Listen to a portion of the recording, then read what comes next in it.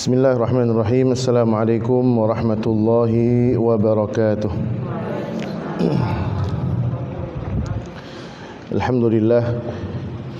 Alhamdulillahi ala ni'amihil mutawatirah wa ayadihil mutakathirah.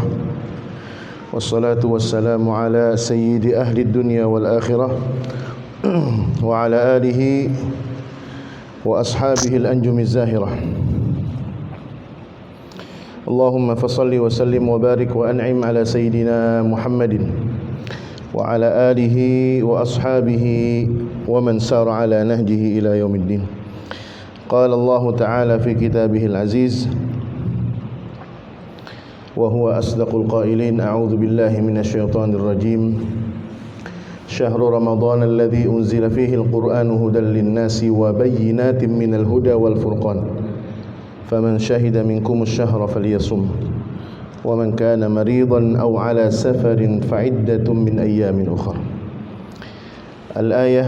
وقال صلى الله عليه وسلم الصلاة إلى الصلاة والجمعة إلى الجمعة ورمضان إلى رمضان كفارة لما بينهما. صدق الله وصدق رسول الله صلى الله عليه وسلم. أما بعد، معاشر المسلمات, para kaum ibu yang dimuliakan Allah Subhanahu wa taala. Alhamdulillah, pada kesempatan pagi hari menjelang siang ini Allah Subhanahu wa taala masih mempertemukan kita dalam majlis kebaikan, majlis ilmu yang mudah-mudahan berangkatnya kita dari rumah, hadirnya kita di majlis ini insyaallah akan dicatat oleh Allah Subhanahu wa taala sebagai perjuangan kita menuju surga Allah Subhanahu wa taala. Saya mohon maaf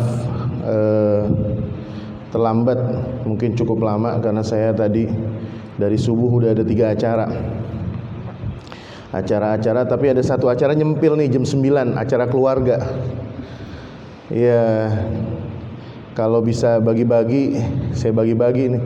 Istri saya udah ke sono, acara yang sono, saya di sini. Jadi bela-belain. Orang Betawi kadang kalau nggak didatengin baperan. Ntar diinget-inget, apalagi lagi munggahan begini kan. Kalau muka kita nggak kelihatan sama orang tua, sama encing-encing kita, diinget-inget sama dia. Ntar lebaran kita salaman, minta maaf cing ya, minal aidin, lu kagak datang lu kemarin Syaban. Ujung-ujungnya kagak enak, makanya kita bela-belain datang sebentar, pergi. Alhamdulillah, pada hari ini Allah Subhanahu wa taala masih memperkenankan kita untuk mengambil kesempatan baru dalam kehidupan. Bangun tadi subuh, sebelum subuh kita barangkali sudah ada yang menunaikan sholat tahajud, mengambil air wudu. Kalimat pertama yang digaungkan adalah Alhamdulillah alladzi ahyana ba'dama amatana wa ilaihin nusyur. Karunia Allah yang luar biasa ini, tanpa terasa kita sudah berada di penghujung bulan Sya'ban. Saya yakin mereka yang terkaget-kaget dengan bulan Sya'ban yang di bulan Rajab kemarin nganggep enteng, diingetin sama temennya, nggak kerasa ya 2 bulan lagi Ramadan. Dalam hatinya apa? Masih lama. Tahu-tahu di ujung bulan Sya'ban status teman-temannya sudah mulai berubah. Ada yang udah majang cookies, ada yang udah majang kue nastar. Ayo sis di PO, sis PO ya. Kata dia, ada yang mau kena, ada yang baju seragam sekeluarga. Dia bingung nih, kok udah pada posting gini-ginian sih. Tanya ke suaminya, Pak, emang sekarang bulan apaan Pak? Emang kenapa? Kok temen aku posting ginian? Kata papanya, modus lo, bilang aja mau ngasih lihat barang dagangan. Kata istrinya, bukan, aku gak nyadar ini tanggal berapa. Tahu-tahu pas ngeliat tanggalan, Masya Allah udah tanggal 20 Sya'ban. Berarti 10 hari lagi puasa. Dan sekarang kita sudah masuk di tanggal berapa ya? 22 Sya'ban. Kurang lebih insya Allah 8 hari lagi, kalau seandainya Allah takdirkan, Sabtu depan kita udah puasa. Mudah-mudahan Allah memberkahi kita di bulan Sya'ban ini. Allah sempurnakan keberkahannya untuk kita, dan insya Allah bulan Ramadan makin berkah. semua kekhawatiran kita tentang keluarga, tentang anak-anak, tentang pekerjaan, tentang perdagangan, insya Allah tidak mengalahkan kekhawatiran kita untuk persiapan memaksimalkan ibadah di bulan Ramadan. Biasanya ibu-ibu kalau di bulan Syawal yang dilihat toples, ini toples utuh nih. Akhirnya luka lebaran tahun lalu terkuak kembali. Ini anaknya dia tempo hari lebaran nih nyenggol toples saya pecah nih.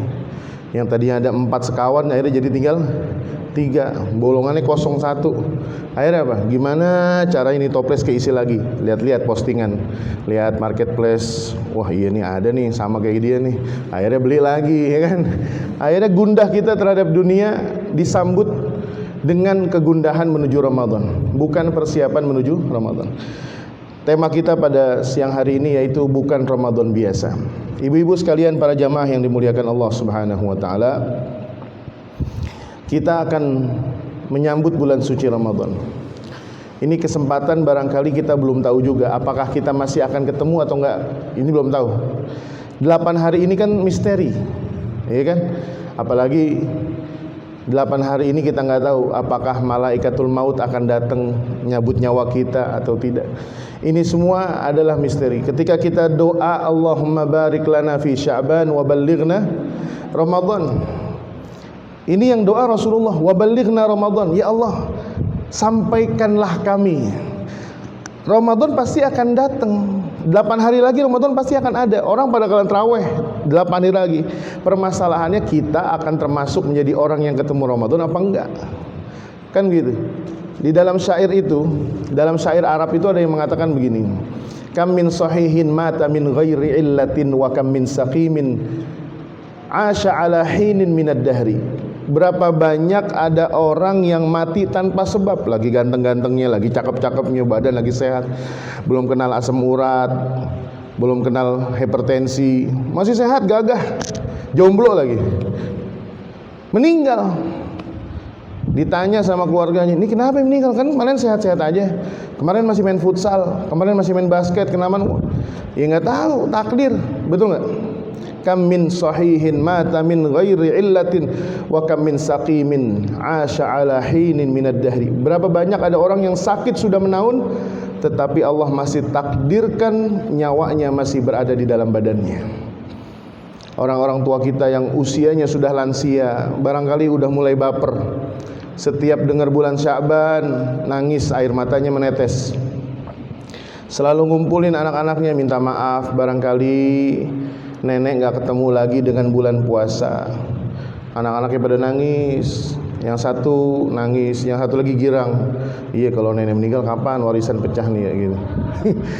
Kan orang begitu nih. Sekarang durhaka di rumah itu luar biasa, banyak banget. Akhirnya apa? Kata neneknya mungkin dia gak ketemu bulan puasa. Ternyata sampai malam tarawih masih ketemu. Orang-orang berangkat tarawih, dia nangis, ya Allah, badan kalau sehat saya ikut ke masjid ya, saya tarawih. Dia baper lagi, minta maaf sama anak-anak cucunya. Barangkali nenek gak ketemu puasa, barangkali nenek gak ketemu lebaran. Ternyata sampai malam takbiran masih ketemu. Ini adalah takdir Allah. Ibu-ibu sekalian berbahagia, Ramadan yang kita lakukan ini saya yakin bukan Ramadan pertama. Ada yang baru pertama kali Ramadan? Ada? Mu'alaf barangkali? Baru pertama kali? Belum ada kan? Kalaupun ada yang mu'alaf berarti kan sudah berapa tahun yang lalu. Saya kira ini adalah kesempatan. Dan Ramadan ini, ketika semakin banyak Ramadan yang kita lalui, semakin banyak pertanggungjawaban kita di hadapan Allah. Dan satu sisi ini adalah kesempatan. Bagaimana caranya kita memiliki Ramadan yang berkualitas? Saya sendiri ini yang megang mic itu masih berjuang. Saya semakin tahun itu semakin bisa mengatur jadwal. Entah itu jadwal kegiatan dakwah, jadwal kegiatan rumah tangga, dan jadwal kegiatan lainnya. Jangan sampai mengganggu. Karena luar biasa, ini kadang kalau jamaah kita turutin semua tuh setiap hari. Sampai istri kadang baper nyiapin koper doang, baju taruh koper aja bang, nah tidur di mobil aja nggak usah balik, kita sekalian lu berangkat pulang, waduh udah disiapin kolak, kagak dimakan tuh kolak dimakan di sahur, makanan sahur dimakan di buka puasa. Kata istri, bang kan saya bikin kolak buat buka puasa bang, kenapa dimakan di sahur? Ya kagak sempet, buka puasa diundang orang. Akhirnya kadang Harus komitmen mengatur jadwal. Supaya apa? Ustadz juga memerlukan waktu bagaimana caranya memiliki peningkatan ibadah di bulan Ramadan. Ibu-ibu sekalian berbahagia, dari sekian banyak Ramadan yang sudah Allah berikan kepada kita, kira-kira Ramadan yang mana yang mau kita jadikan unggulan di hadapan Allah? Kalau usia kita saat ini 45 tahun dikurangi dengan usia masa balik kita, kan saya udah jelaskan nih, anak-anak sekarang itu, anak gadis zaman sekarang itu ada yang kasusnya kelas 4 SD sudah menstruasi karena faktor hormonal. Zaman kita dulu mungkin kalau generasi X atau generasi Y, paham ya, generasi X dan generasi Y, hitungannya paham kan nih? Kalau sekarang kan mereka generasi Z nih. Generasi X sama generasi Y itu barangkali, kalau generasi Y udahlah ketemu cilor, seblak udah ketemu. Tapi kalau X nggak ada, betul nggak? Boba belum ada kan? Boba. Ibu pernah belanja boba? Tahun 80, 90 belum ada boba. Belum ada. Dulu yang ditunggu apa? Es doger, es kocok, es tongtong. Terus apa lagi? Kalau jajanan paling keren itu dulu apa ya? Somai itu cakep banget itu. Somai 3.000 pakai plastik. Assalamualaikum warahmatullahi wabarakatuh. Ya, silakan Bu Lurah. Bu Lurah bukan ya? Bukan ya? Saya kira Bu Lurah. Mohon maaf. Biasanya kalau Bu Lurah kan datang belakangan. Ustadznya telat, Bu Lurahnya lebih telat lagi, biasanya begini. Iya Bu. Kelas 4 SD, kalau kita katakanlah pukul rata, katakan anak-anak itu sudah dulu masa usia akil baliknya di usia 11 sampai 15. Katakan kita ambil angka tengah 15 tahun. Kalau umur kita 45, dari mulai usia balik, seseorang itu kemudian dalam fikih dikatakan dia adalah mukallaf. Mukallaf itu adalah ada amalan-amalan wajib yang harus dikerjakan. Jika ditinggalkan maka berdosa. Tetapi ketika dia melakukannya sementara dia belum masuk usia akil balik, maka dia mendapatkan pahala sunnah. Contoh, ada anak kecil kelas 5 SD belum balik, masih kecil, belum balik, ikut ayahnya ke masjid, sholat subuh, sholat Jumat, umroh diajak sama neneknya, haji kebanyakan duit nih, neneknya kan kebanyakan duit, luber duitnya, tas udah nggak muat, diberangkas di rumah bank rekening, takut ketahuan sama Indra Kents kan, diajak kriptoan kan. Iya, terus akhirnya anak kecil nih, saya pernah ketemu di Arafah itu anak kecil umur 6 tahun udah diajak pergi haji.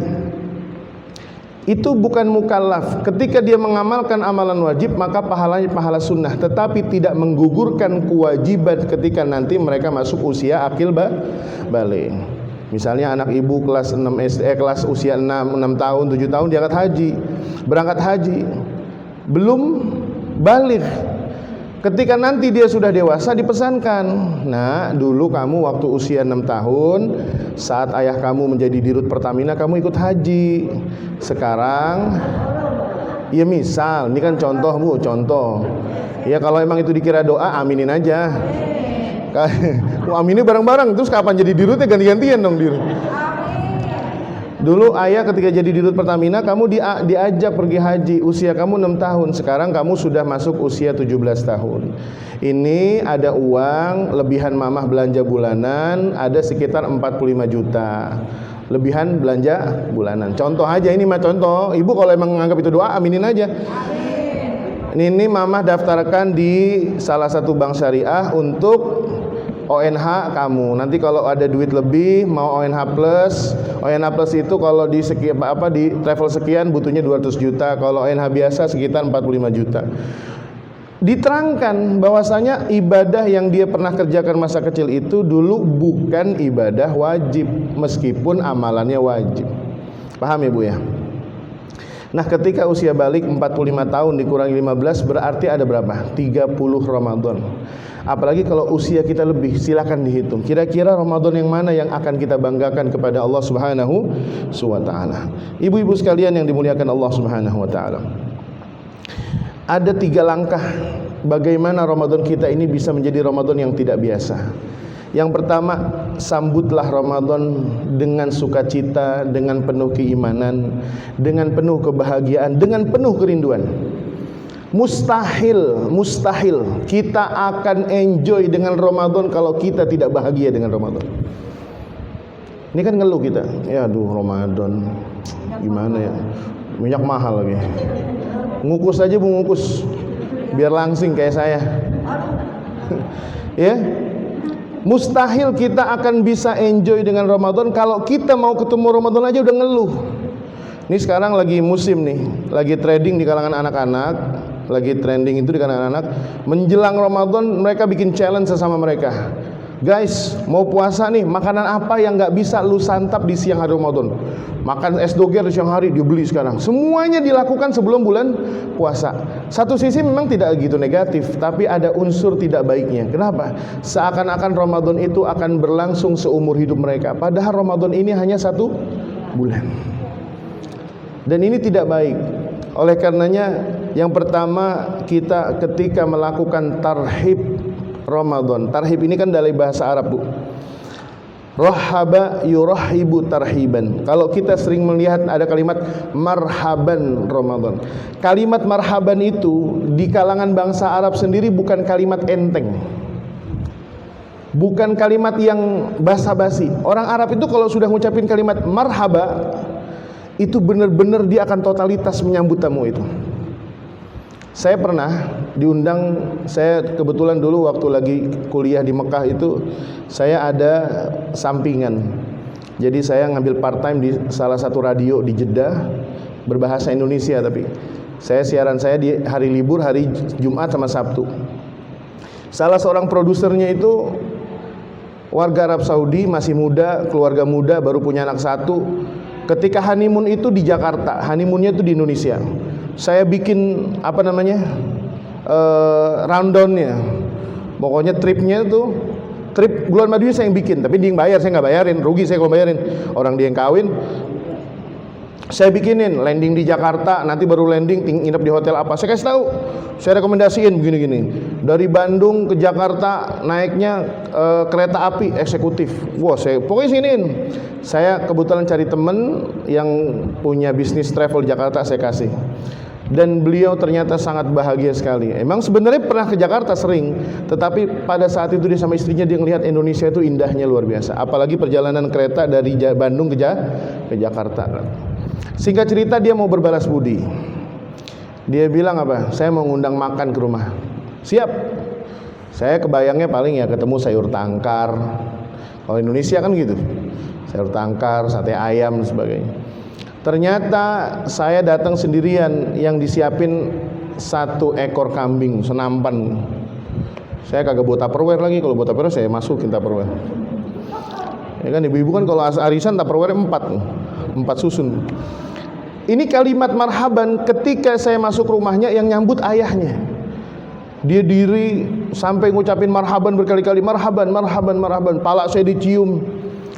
Padahal tuh ayahnya baru ketemu saya sekali. Dia cerita, ini Abdul Atik, teman saya di radio, penyiar part time yang ngasih unjuk. Saya waktu honeymoon 7 hari, saya dikasih tahu begini-begini. Satu keluarga ngumpul cuma ngormatin saya doang, Bu. Kambing 1 ekor udah ngedeprok di depan. Ini kalimat yang luar biasa. Rumahnya wangi, tempatnya bersih. Saya pulang masih dibawa tenteng, dikasih kurma, dikasih makanan. Masya Allah, saya terharu. Dan ini kalimat marhaban ketika kita menyambut Ramadan. Nabi SAW mengatakan, barang siapa, meskipun hadisnya dhaif, mengatakan man fariha bikudumi Ramadan, barang siapa ada perasaan gembira aja, gembira, ya Allah Ramadan. Dan dalam hadis lainnya Rasulullah SAW mengatakan, man shoma Ramadana imanan wahtisaban ghufira lahu ma taqaddama min dhanbi. Inilah yang harus kita tancapkan. Ketika pulang dari sini, masih ada waktu 8 hari, sampaikan, bicarakan, obrolkan dengan suami, dengan anak-anak, bahkan dengan ART sekalipun, sampaikan Ramadan ini, Ramadan barangkali Ramadan terakhir. Yuk, mau buat apa dengan Ramadan? Mau melakukan apa di bulan Ramadan? Harus punya plan. Saya beberapa hari yang lalu sudah mengadakan sidang paripurna dengan istri saya dan keluarga. Sidang paripurna. Nih, abang habis pulang taraweh, padahal jam 8:30 taraweh udah selesai. Nyampe rumah kenapa jam 10:30, Bang? Ditanyain. Kalau abang di masjid lama gara-gara baca Quran nggak apa-apa. Ini Bang, evaluasi rapot puasa 2021, checklist. Kalau bisa selesai taraweh, selesai ceramah, pulang. Abang kan nggak ada tempat yang dimampirin lagi, cuma rumah saya doang, pulang buru-buru. Tuh. Supaya apa? Kualitas bangun jam 3 bisa nemenin istri nyiapin sahur, baca Quran, istighfar yang banyak, tidak sibuk dengan ibadah-ibadah yang bahkan aktivitas tidak penting. Mohon maaf, nanti akan saya sebutkan di akhir ada poin namanya pencuri-pencuri Ramadan. Siapakah mereka, nanti kita akan bahas. Ini tarhib Ramadan.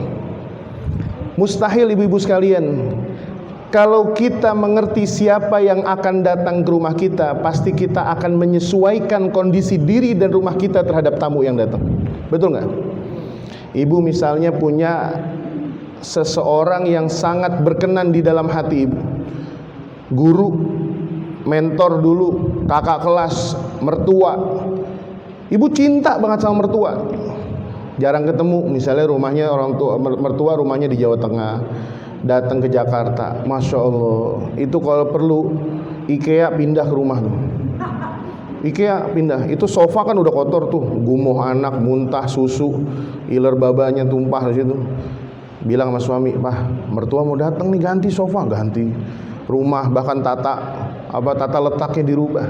Ada orang istimewa yang mau datang. Cuma sama nggak kira-kira menyambut mereka yang orang kita hormati, kita kagumi, kita cintai? Sama nggak sama temen yang temen goes, temen main, temen arisan, yang kadang ngedeprok depan rumah udah jadi, bawa botol pitcher air, taro gelasnya 2 sambil senderan, lu kagak makan, lu makan ambil sendiri, kan gitu. Kalau temen udah terlalu CS, biasa-biasa aja, tetapi bukan istimewa. Tetapi ketika kita memahami siapa orang yang mau datang ke rumah, itu luar biasa. Saya dulu pernah kedatangan di rumah saya itu, ada namanya Kiai Haji Mufid Mas'ud. Jadi beliau ini kiai di Jawa Tengah, di Yogyakarta tepatnya. Guru dari orang tua saya sekaligus kakak-kakak saya. Saya doang satu keluarga yang nggak mondok di situ. Saya sendirian mondoknya di Kudus, Jawa Tengah. Ini kiai udah sepuh banget, datang ke Jakarta mampir ke rumah saya. Masya Allah bu, kiai datang besok itu rumah udah rapi-rapi. Cari ayam kampung ke Bayoran Lama, beli pasar Bayoran Lama. Cari ayam kampung nih bu, baru pulang PAUD udah dijemput.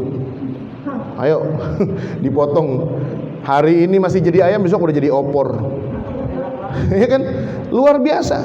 Tamu datang, kan kalau tamu istimewa bu, minumannya 3 jenis. Termos teh lain, air putih lain, sirup kalau bisa. Masya Allah, ini tamu kita sambut karena kita tahu siapa dia. Tapi ketika yang datang ke rumah kita, kita sudah biasa menganggap, bahkan dalam, mohon maaf, barangkali tidak begitu istimewa bagi kita. Kita akan biasa-biasa aja, betul nggak bu? Kiai datang ke rumah, guru kita, orang tua, mertua, dia mau minum airnya tinggal sedikit, kita langsung sigap ngambil termos, tambahin mah, oh iya boleh, Masya Allah.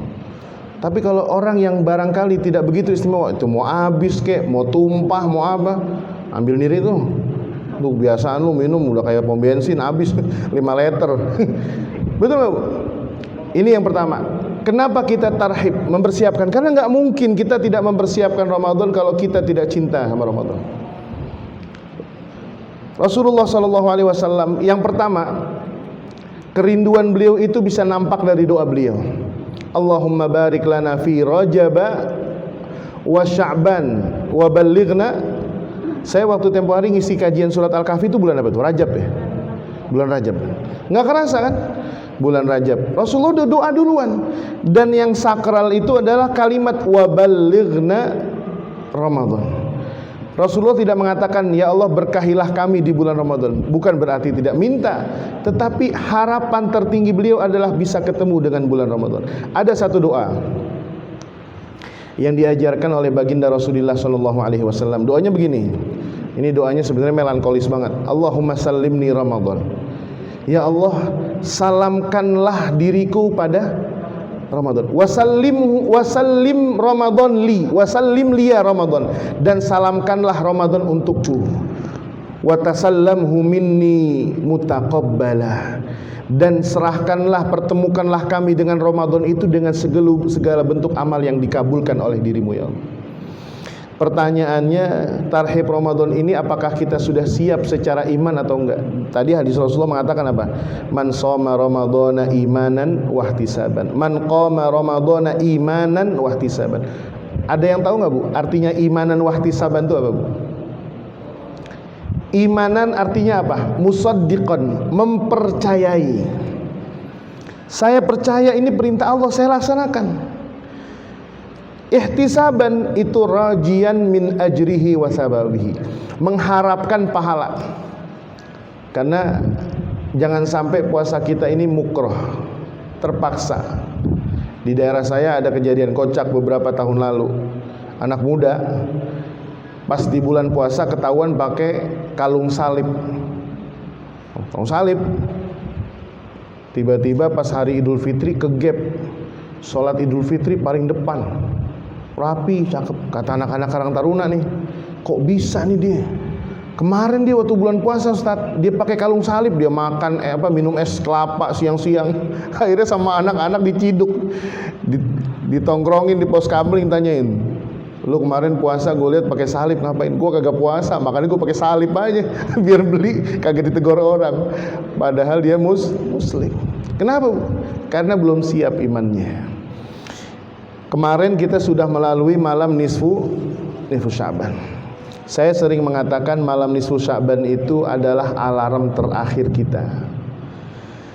Kita tidak membahas amaliyahnya, apa yang dibaca. Kadang ada orang yang menyalahkan, itu bukan ranah saya. Tetapi tidak ada satupun dari ulama yang memungkiri tentang malam nisfu Sya'ban itu. Nggak ada yang memungkiri. Dan ruginya kita adalah ketika kita tidak mengambil peluang terbaik dari Allah di malam itu sebelum Ramadan. Dalam hadisnya Allah Subhanahu wa taala menyampaikan kepada baginda Rasulullah SAW bahwasanya Allah akan turun ke langit bumi. Dan Allah akan melihat hamba-hambanya dan mengampuni semua hambanya kecuali dua orang. Jika ada manusia yang pertama musyrik, melakukan kemusyrikan, dan yang kedua ada seorang hamba musyahi. Musyahi itu apa? Musyahi itu yang bermusuhan, bersengketa. Naudzubillah min dzalik. Ini sangat sedih sekali. Saya kadang harus menguatkan mental, harus memutus tali hubungan persahabatan dengan sahabat saya yang durhaka sama orang tuanya. Ada, Bu. Saya baru tahu itu akhir-akhir ketika saya diundang oleh keluarga sahabat saya dalam acara maulid, saya minta ceramah. Tapi selama acara saya kagak lihat teman saya nih. Ini kok kagak ada? Oh, apa dia sibuk kali ya. Sampai selesai acara lagi makan, saya tanya ke abang beliau nih, abangnya beliau, Ustadz juga. Ini mana ya Fulan? Kata abangnya, ya antum belum tahu ya, belum tahu. Udah 4 tahun gak kesini. Udah 4 tahun gak nemuin orang tua. Wah, kaget saya, lemes. Itu padahal lagi makan sayur tangkar, ayam serunding, ada gurame pesmol. Lemes, Bu. Kenapa? Saya berteman baik sama beliau. Di keluarganya ngundang saya. Selesai acara besoknya saya telepon. Saya klarifikasi ke yang bersangkutan. Ternyata benar. Tapi bersangkutan nggak menjelaskan masalahnya apa. Saya nggak terlalu memperdalam. Tapi saya bilang begini, Ustadz, mohon maaf Ustadz, saya barangkali jangan dihubungi lagi. Saya sementara nggak akan hubungin Ustadz, dan kita barangkali kita stop dulu pertemanan kita. Kenapa? Saya malu, Ustadz. Ente malu punya teman kayak saya? Bukan. Saya malu punya teman kayak Ustadz, tetapi ternyata Ustadz belum bisa memperbaiki hubungan dengan orang tua Ustadz. 4 tahun ibunya nggak ditengokin, Bu. 4 lebaran. Ngeri gak, Bu? Ngeri. Kalau ditanya dia mau masuk surga dari mana lagi? Orang pintu surganya dianggurin. Orang tua itu, ibu itu pintu surga. Mau di kemana lagi dia masuk surga kalau orang tuanya sudah didurhakai? Nah, oleh karena itu apa? Kesempatan kita yang pertama di bulan Ramadan ini, menjelang Ramadan, adalah memperbaiki. Yang pertama, iman kita. Kondisikan iman kita bahwasanya Ramadan akan datang. Gak mungkin kita akan mampu beribadah kalau kita tidak memiliki keimanan yang luar biasa. Cara mengimani kita, cara keimanan kita di bulan Ramadan ini sebelum Ramadan adalah yang pertama, jaga kualitas ibadah. Doa udah sering, Allahumma barik lana fi Sya'ban wa baligh, udah sering. Yang pertama adalah menjaga kualitas ibadah. Jangan jadi kata orang Betawi, jangan cegukan. Tahu cegukan, Bu? Anak kecil kan cegukan tuh. Gitu kan. Cegukan tuh. Jangan cegukan, kaget ketika datang malam Ramadan. Dari sekarang sudah dipersiapkan. Bacaan Qur'annya, tadarusnya sudah mulai dari sekarang. Jangan baca alif lam mim. Itu jangan di malam tarawih. Dari sekarang dibaca. Orang kalau mau lomba maraton, lomba sepeda, kalau dia baru pemanasan sehari sebelumnya, tegang ototnya besok. Dari sekarang dia mulai harus pemanasan.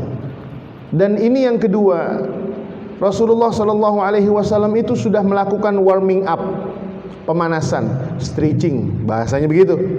Kapan?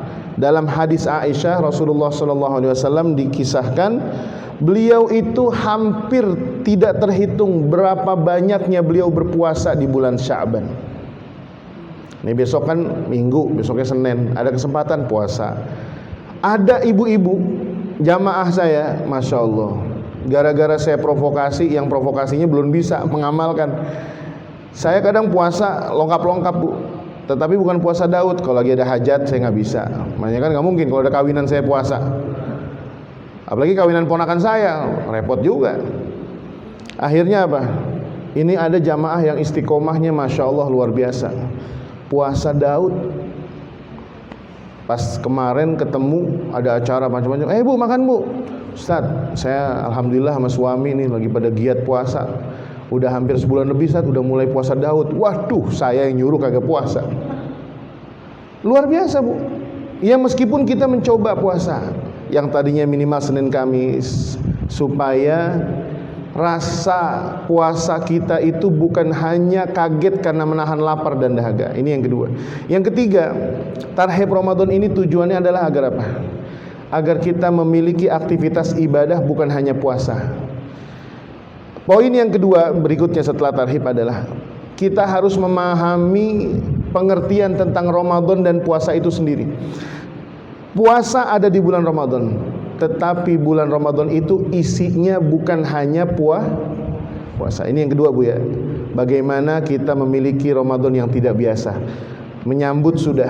Makanya saya sangat apresiasi banyak jamaah yang rumahnya udah rapi, udah beres. Bahkan ada yang kreatif, Bu. Kreatif, anaknya suruh bikin gambar pakai kertas putih yang ukuran berapa tuh? A3 dibikin. Anaknya tulis pakai krayon. Ya kalau dibilang cakep juga kagak, jelek juga kan, itu kan kreativitas anak ya. Bagus banget tulis, dia bikin tuh gambar babanya, gambar emaknya, ibunya, bundanya tulis. Sambil tangannya lebar, marhaban ya Ramadan, ditaruh di pintu rumahnya. Anaknya seneng. Secara tidak langsung anaknya sudah siap. Oh, berarti sebentar lagi ya, Mah. Ada satu keluarga yang unik lagi. Ada kalender bekas tahun 2021 kan baliknya kosong tuh.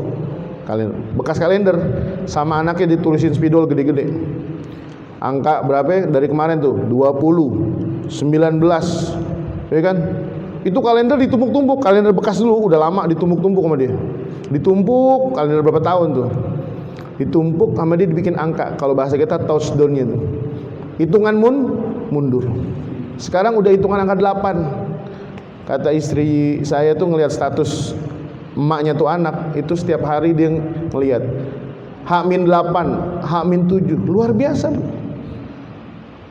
Ini adalah satu cara bagaimana menumbuhkan semangat untuk menyambut Ramadan. Yang kedua, kita harus membenahi diri kita dan membekali dengan ilmu dan pengetahuan. Ilmu apa, Ustaz? Pengetahuan apa? Yang pertama, ilmu tentang Ramadan.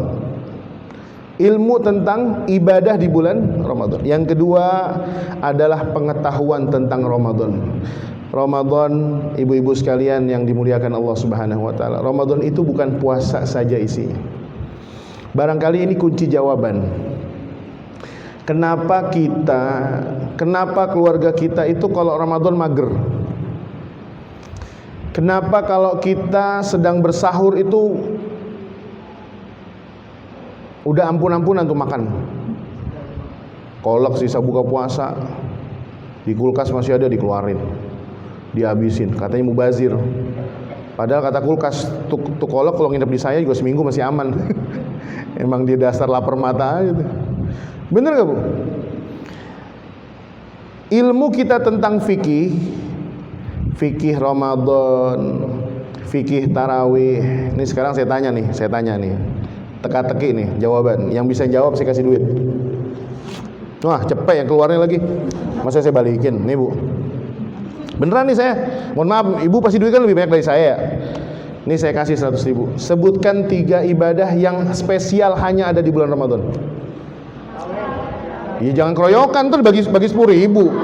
Angkat tangan. Ayo Bu. Satu orang angkat tangan. Ya terbang tuh. Angkat tangan. Sebutkan 3 ibadah yang hanya bisa dilakukan di bulan Ramadan. Hanya di bulan Ramadan. Yang pertama. Ini siapa nih? Ini dulu nih. Ibu, yang belakang udah angkat tangan masalahnya. Silakan, ayo Bu. Taraweh. Zakat apaan nih? Zakat fitrah. Apa? Sahur mah puasa Senin Kamis juga sahur, bisa. Ayo Bu. Sebutkan nama, asli, alamat, kelas. Iya nggak bercanda Bu, langsung jawabannya Bu. Gimana Bu? Silakan. Zakat fitrah. Taraweh. Tetot. Ayo bingung nih, satu lagi. Ntar dulu, belum nyerah nih. Ayo Bu. Lumayan nih 4 liter Bu, minyak goreng. Ini yang jawab siapa nih? Ibu masih mau lanjut nggak? Ibu masih mau lanjut nggak? Ibu masih mau jawab? Enggak. Bukan. Oke, ulangi lagi. Tarawih, zakat fitrah, terus? Ini yang mau jawab siapa? Angkat tangan coba, angkat tangan. Ayo Ibu. Bukan itikaf boleh di luar Ramadan. Hampir ada yang bener nih, cuma saya butuh satu orang angkat tangan jawab dengan tegas. Silakan. Coba Ibu ulangi lagi 3-3-nya. Sebenarnya kurang tepat kalau kata-kata ditambahin. Puasa sebulan penuh di bulan Ramadan. Yang kedua zakat fitrah. Yang ketiga adalah sholat ya, silakan Ibu mendapatkan ya. Mau diambil ntar juga nggak apa-apa Bu. Coba, ini kan ilmu tentang Ramadan, betul nggak? Supaya kita memahami Ramadan itu isinya bukan hanya puasa. Saya sedikit luruskan. Pemahaman kita tentang Ramadan bahwasanya Ramadan adalah puasa. Ketika kita memahami pemahaman itu menyebabkan kita yang akhirnya kalau makan sahur sporadis. Tahu sporadis Bu? Ini bahasanya Rusia kalau lagi nyerang Ukraina begini Bu. Ini benar. Nih saya punya cerita Bu, saya punya kisah. Dari zaman dulu ketika saya masih mondok di Mekah, saya masih kuliah di Mekah itu, kan kalau itikaf di Masjidil Haram itu nggak bisa makanan banyak, bawa nggak bisa Bu. Saya sama istri itu waktu itikaf di Masjidil Haram, istri itu alhamdulillah bisa bikin sushi, bisa bikin gitu. Itu kadang kita bawa sekotak ini doang nih berdua nih sushi. Kenapa? Ini bukan sushi teh segini mahal. Bu, itu karena kita punya konsep.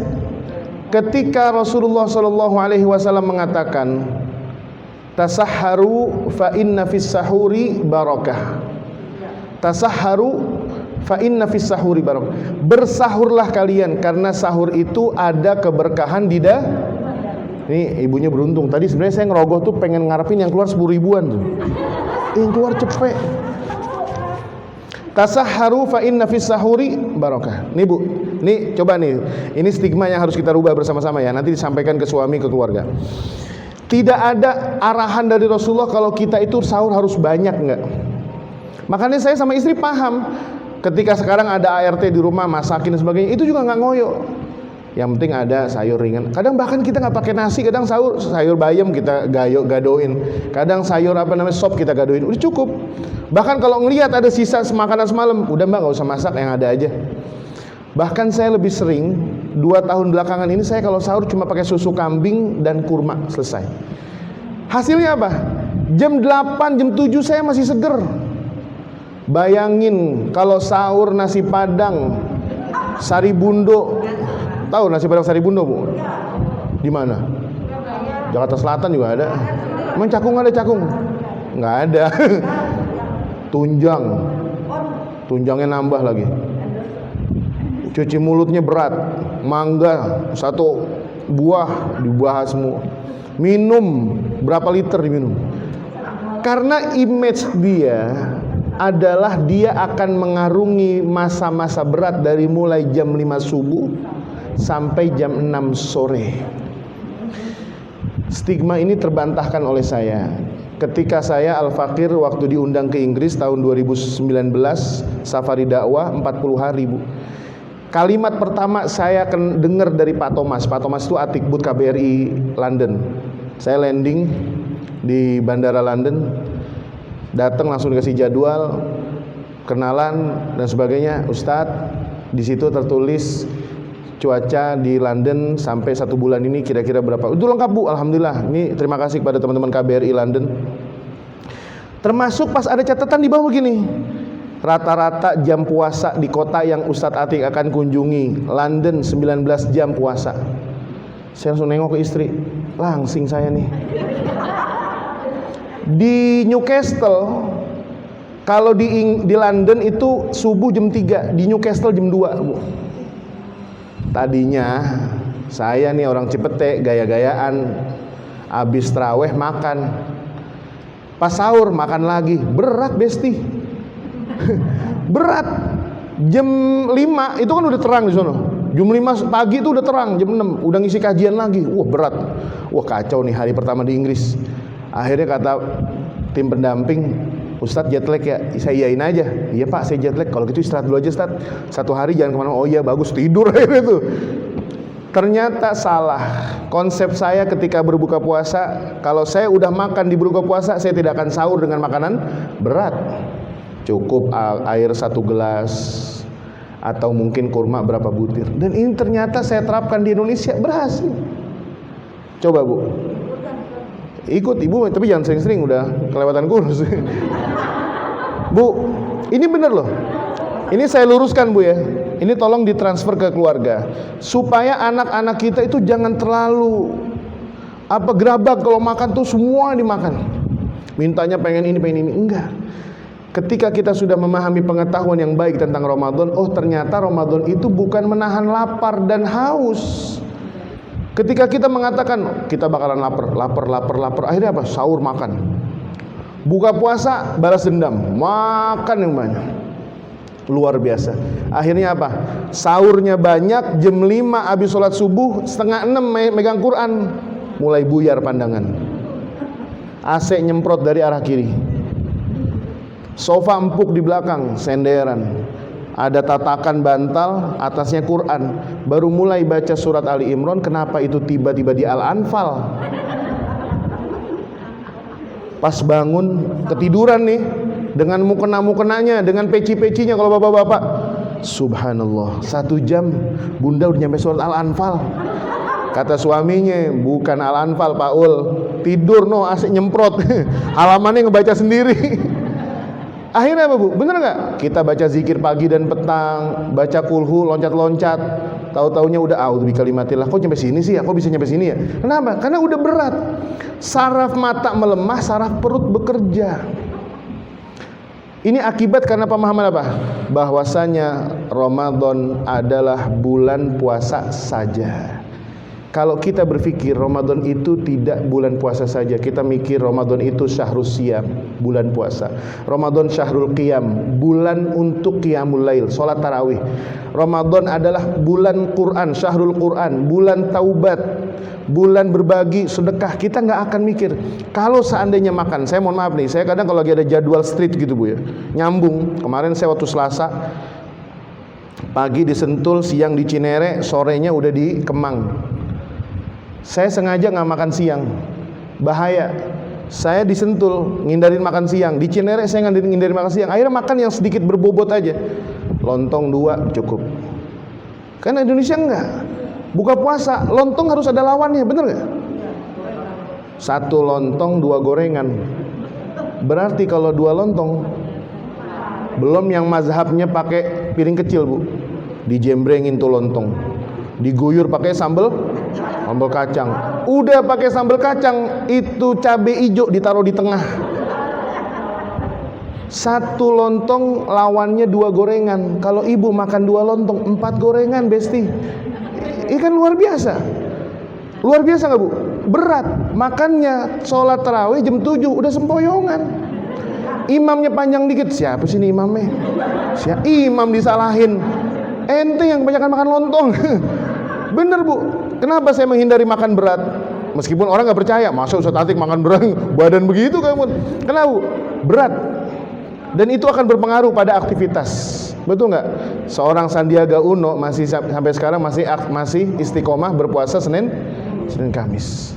Bahkan ada salah satu pejabat, saya tidak sebutkan, mantan Menteri Pendidikan dulu, itu ahli tahajud, ahli puasa Daud. Saya ketemu beliau ketika saya menjadi LO beliau di Madinah. Waktu itu ada simposium. Ya coba aja cari Menteri Pendidikan yang rada soleh.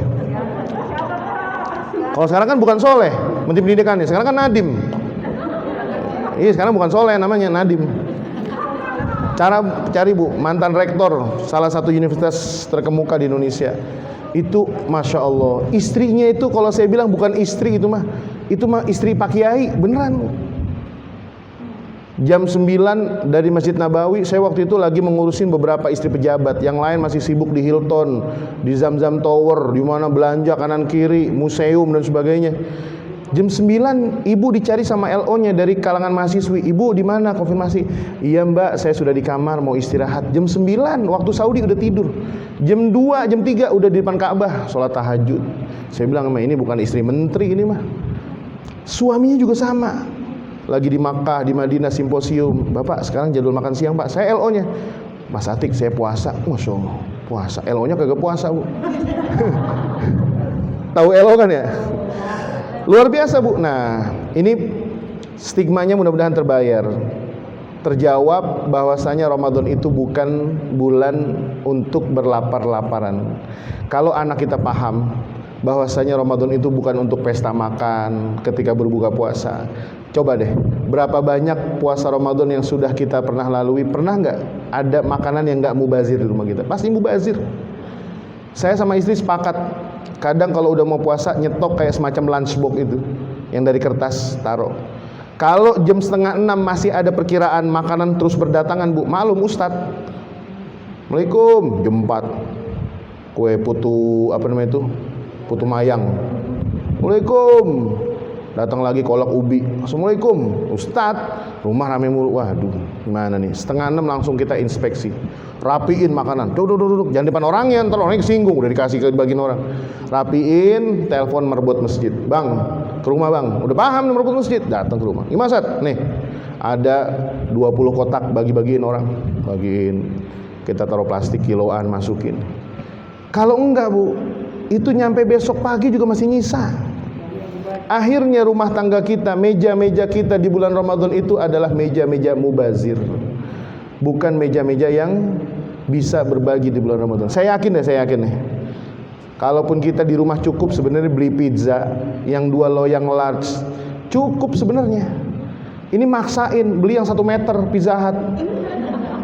Pengen seru aja, wah udah kayak orang besanan tuh, pizza ditenteng bareng-bareng, kagak habis juga. Akhirnya apa? Demi menghindari gengsi itu makanan biar nggak mubazir, dimakan tuh, makan aja. Tangan kanan megang Quran, tangan kiri megang pizza. Ngaji apaan ngaji? Sambil ngunyah. Iya kan? Akhirnya apa? Tidur jam 10 dalam kondisi perut yang luar biasa kenyangnya. Gimana caranya jam 2, jam 3 mau tahajud, jam segitu masih kenyang perut. Nah, ibu-ibu sekalian berbahagia, ilmu yang harus kita bekali adalah ilmu fikih. Kita tidak bahas di sini. Silakan di-review. Banyak PDF ada. Mungkin kalau kita mau baca sedikit sekilas, saya rekomendasikan kitab-kitab ringan. Misalnya kitab Fathul Qorib. Itu terjemahnya udah ada. Apa Ustaz yang dibaca? Baca aja. Apa sih puasa pengertiannya? Kapan puasa itu disyariatkan? Kepada siapa puasa itu diwajibkan? Apa saja syaratnya? Apa saja kewajiban puasa? Apa saja yang dimakruhkan? Apa saja yang disunnahkan? Dan apa saja yang merusak? Jangan sampai udah azan subuh jam 5 kita masih ngerasain enaknya pesmol di mulut. Ya Allah, enak banget nih, gurame, legit banget, gurih. Jam 5 Bu, imam di masjid udah mau takbiratul ihram masih. Kenapa dalam agama kita, dalam amal ibadah kita ada ijtihad? Di kalangan ulama Syafi'iyah ada namanya ijtihad imsak. Betul nggak? Kan ada waktu imsak. Kalau jadwalnya namanya jadwal imsakiyah, kan begitu? Itu kenapa Bu? Ibu kalau cari di buku fikih nggak ada, tapi kalau dalam kitab-kitab Syafi'i dikatakan imsak itu penting. Memang dia bukan bagian dari rukun, bukan bagian dari kewajiban, tetapi adalah ihtiyat. Ihtiyat itu artinya menjaga. Menjaga supaya puasa kita sempurna dan tidak rusak. Makanya orang tua dulu kalau 10 menit sebelum azan subuh itu meja udah bersih. Jangankan sirup, jangankan minuman, kecap aja udah nggak ada. Takut anak kalap, aus. Udah mau azan kecap diminum sama dia. Bukan. Bersihin Bu, bener Bu, itu zaman saya orang tua. Kadang kita nih sahur buru-buru nih, jam 3:30 supaya apa? Jam 4 udah selesai sahur, masih ada waktu tidur lagi. Itu kadang waktu zaman saya masih kecil masih dibiarin sama umi saya. Biarin nggak apa-apa. Tapi waktu imsak dibangunin, diseret Bu, diangkat gini, sikat gigi. Jangan sampai datang waktu subuh mulut masih bau makanan.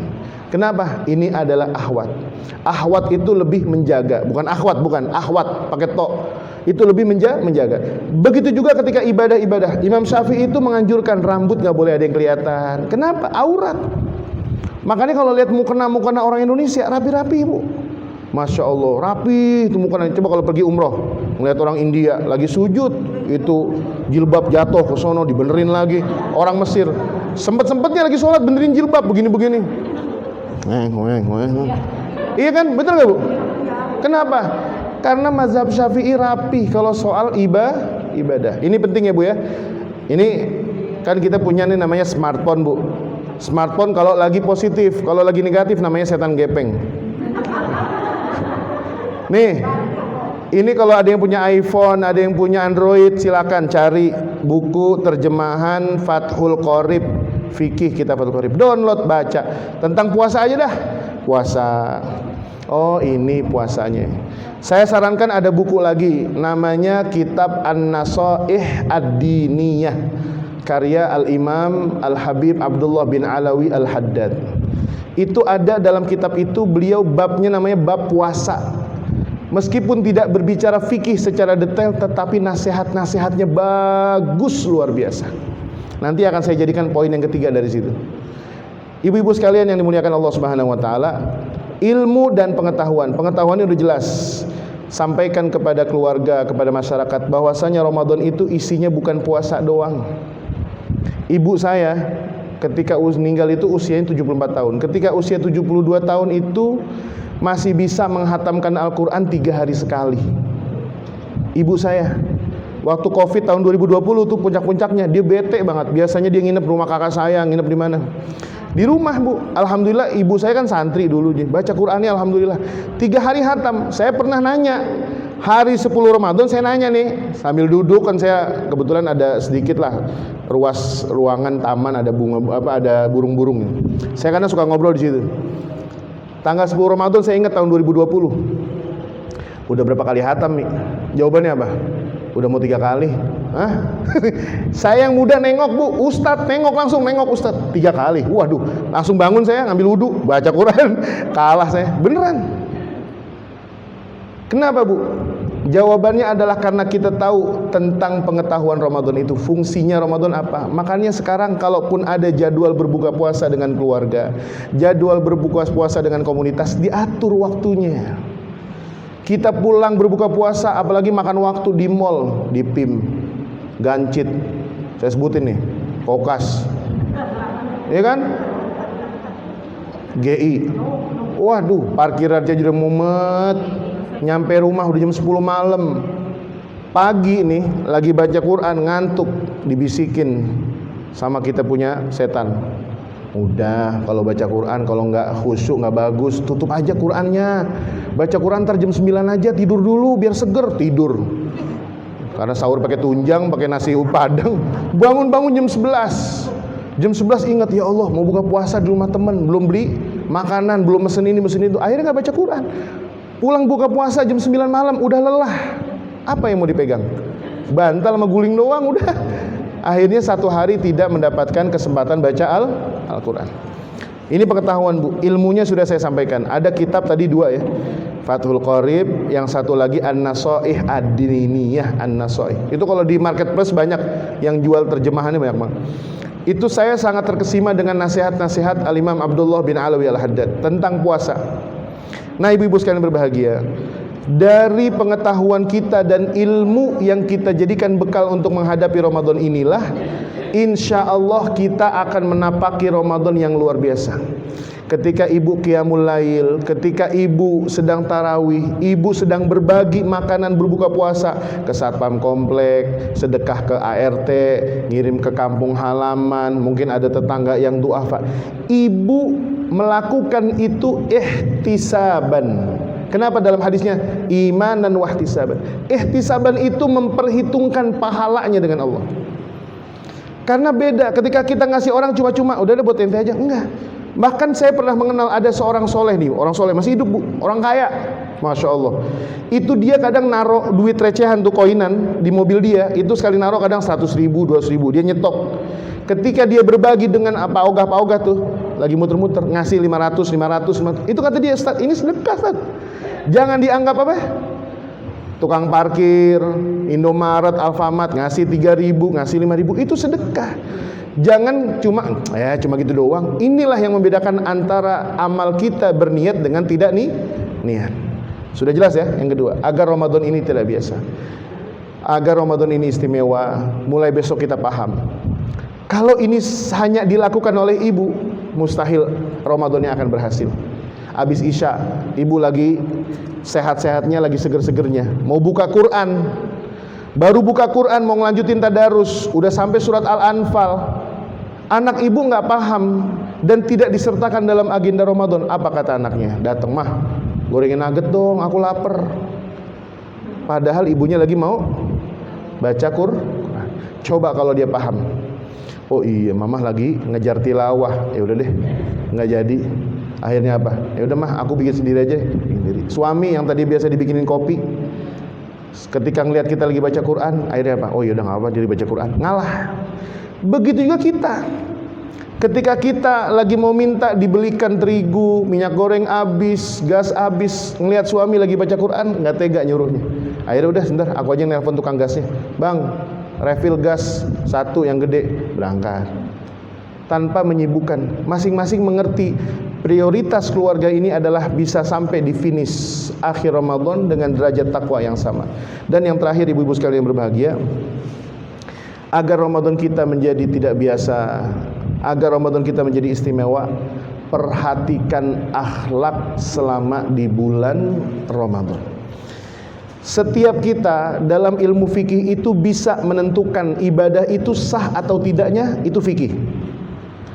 Sholat nih, yang satu mukenanya yang harganya gope, yang satu mukenanya harganya 1.000, 1 juta maksudnya. Ini sejadahnya Madinah, ini sejadahnya Tenabang, satu tenabangnya. Itu kan tidak mengganggu, betul nggak Bu? Kenapa tidak mengganggu ibadah? Karena itu adalah pernak-pernik, aksesoris ibadah kita. Pernah nggak ada arahan dalam agama kita, hai kaum beriman, pakailah sarung BHS yang harganya 500.000. Kalau pakai ini ibadah kalian akan diterima. Nggak ada Bu. Saya punya guru, saya sampai sekarang masih belajar dengan beliau, alhamdulillah, Al Habib Hud bin Bagir Al Atos. Udah sepuh, orangnya udah sepuh banget, di Otista. Itu beliau nggak pernah pakai sarung yang mahal-mahal gitu, jarang. Sarung apa aja dipakai sama dia. Saya pernah ngelihat beliau pakai sarung apa? Gajah deprok. Tahu gajah deprok? Kan gajah duduk, ini gajah deprok yang mungkin harganya cuma 40.000 dipakai. Saya bilang nih, ulama senior tua udah sepuh, itu disegani se-Indonesia, udah sepuh. Di Otista rumah itu Bu, dekat restoran Sada. Restoran Sada, tahu restoran Sada Bu? Wah, ini saya kasih tahu nih, saya kasih bocoran. Gara-gara rumah ulama, ya nggak usah bercanda bu, tadi cari aja restoran Saddah. Walhasil ini pelajaran bagi kita.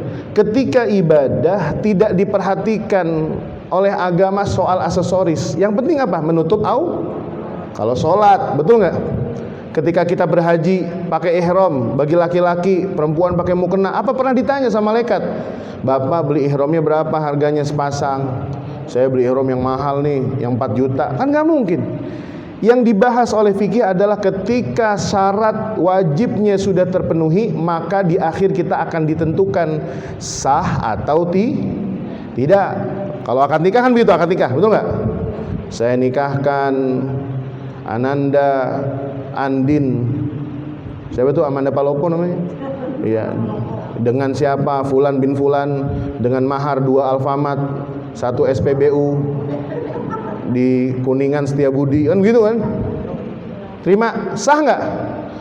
Kalau ada saksi yang mengatakan tidak sah, tolong diulangi.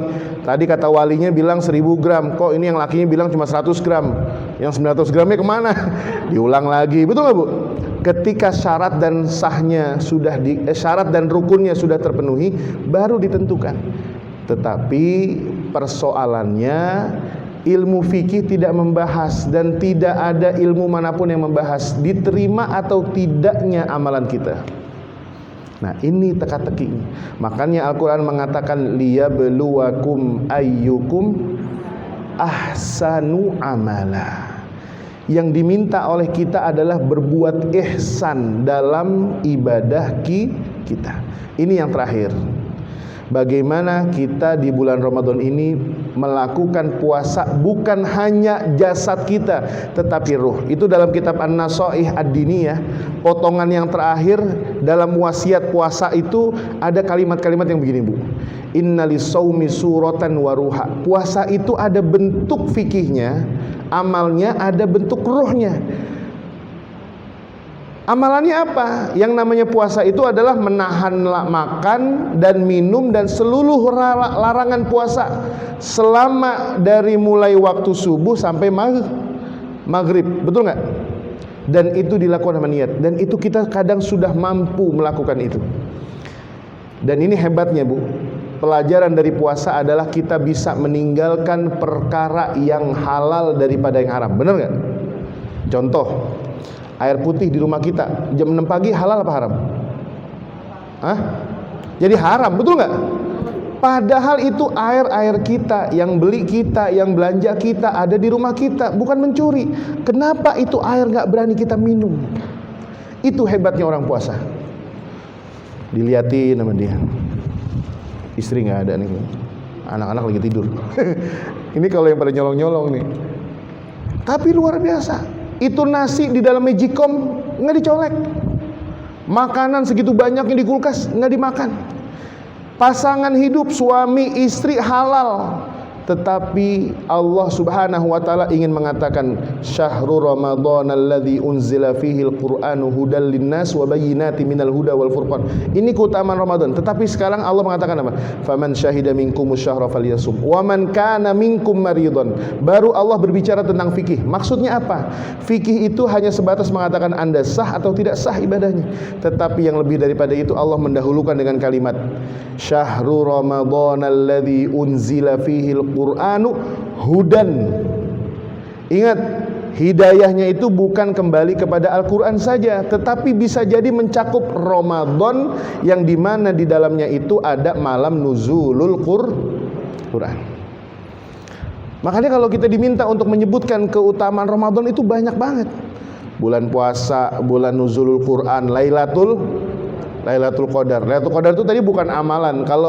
Kalau menggapai itikaf untuk menggapai malam Lailatul Qadar itu benar. Tetapi kalau Lailatul Qadar emang itu terjadi, tapi peristiwa bukan ibadah.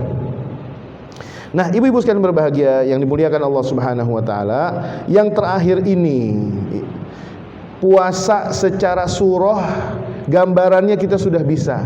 Bagaimana Ramadan ini kita juga bisa menjalankan secara rohani kita ikut berpuasa. Contoh, berapa banyak kita yang terjebak dengan ghibah meskipun sudah di dalam bulan Ramadan.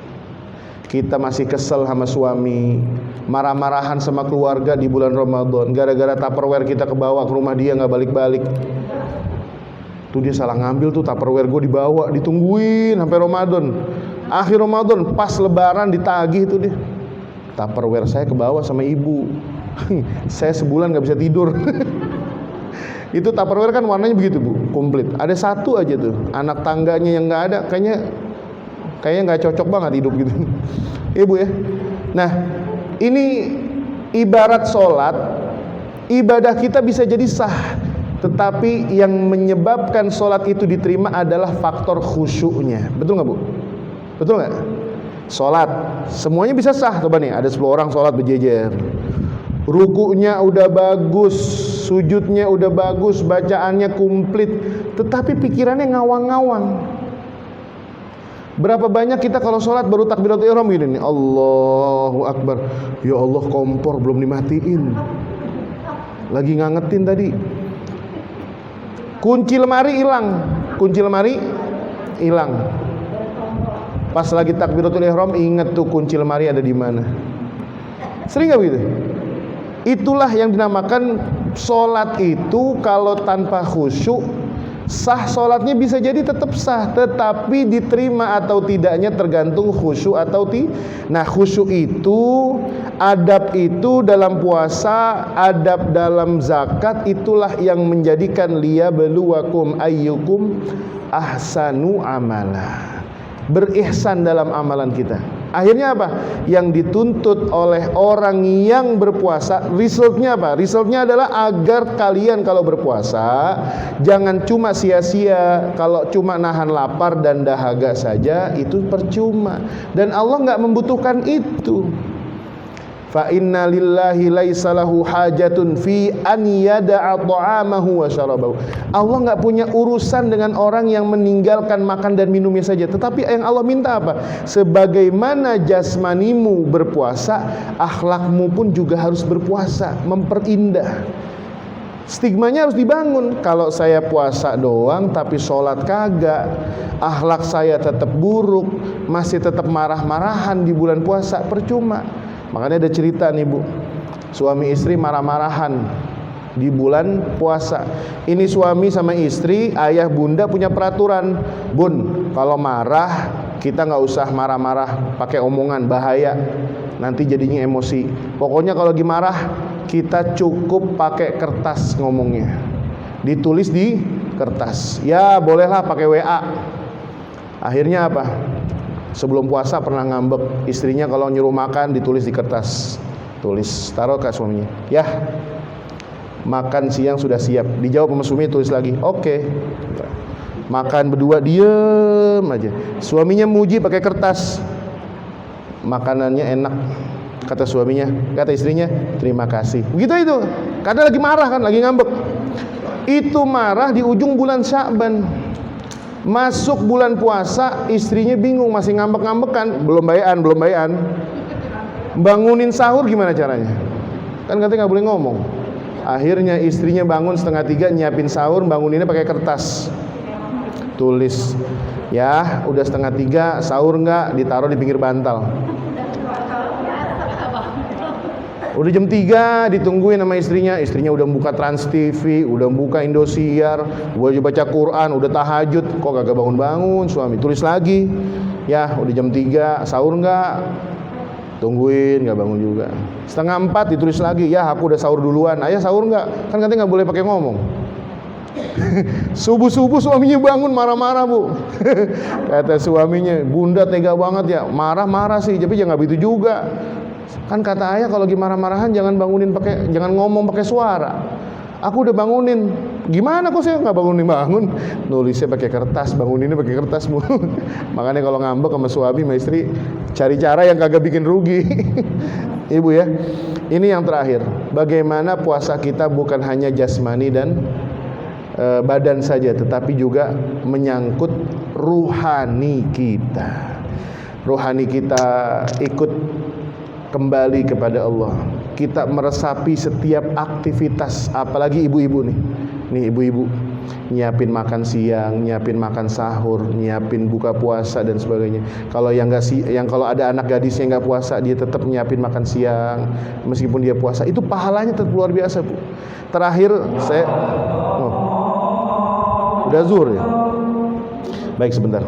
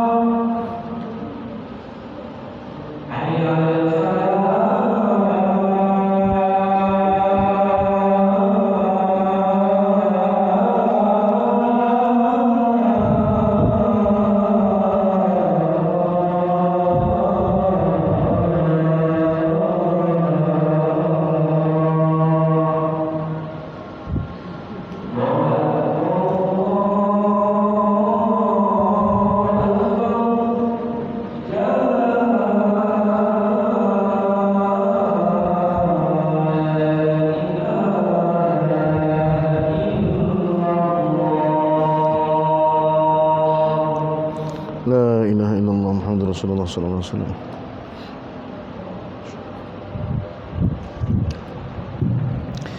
Ibu-ibu sekalian berbahagia, ada satu ungkapan dari guru saya itu luar biasa bagus.